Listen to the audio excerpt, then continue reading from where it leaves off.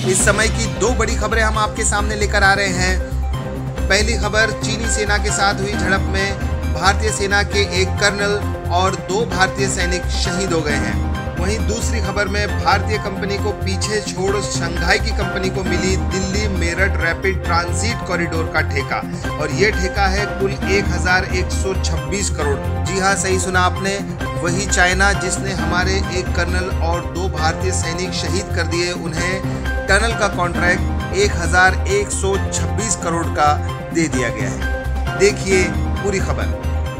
चीनी सेना के साथ हुई झड़प में एक कर्नल और 2 भारतीय सैनिक शहीद, दोनों पक्षों को हुआ नुकसान। लद्दाख में चीन की सेना के साथ हुई झड़प में भारतीय सेना का एक कर्नल और 2 जवान शहीद हो गए हैं। लद्दाख इलाके में यह 1962 के बाद पहला ऐसा मौका है जब सैनिक शहीद हुए हैं। सेना से जुड़े सूत्रों का कहना है कि चीनी सेना को भी काफ़ी नुकसान हुआ है। बताया जा रहा है कि दोनों सेनाओं की ओर से रात में पीछे हटने की प्रक्रिया जारी थी, लेकिन जब अचानक चीनी सैनिकों की ओर से हरकत की गई है जिसमें भारतीय सैनिक शहीद हो गए हैं। वहीं चीन के विदेश मंत्रालय की ओर से कहा गया है कि भारत अगर एक तरफा कदम उठाएगा तो इस तरह की दिक्कतें सामने आएंगी। चीन का आरोप है कि भारतीय सैनिक उसकी सीमा में घुस आए थे। चीन की ओर से की गई इस हरकत के बाद अब विश्वास बहाली बड़ा मुद्दा हो गया है। वहीं दोनों सेनाओं की ओर से इस सीमा पर तोपें और अन्य साजो सामान भी इकट्ठा किया जा रहा है और सैनिक की संख्या भी बढ़ाई जा रही है।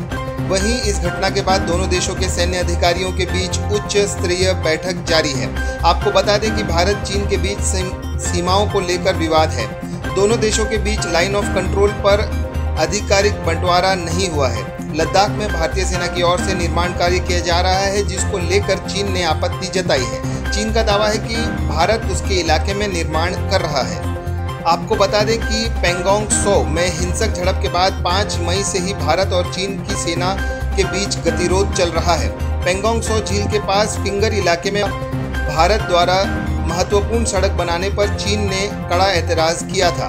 इसके अलावा गलवान घाटी में दरबुक शायोक दौलत बेग ओल्डी रोड को जोड़ने वाली सड़क पर भी चीन ने आपत्ति जताई थी। इसके बाद से ही दोनों देशों की सेनाएं आमने सामने हैं।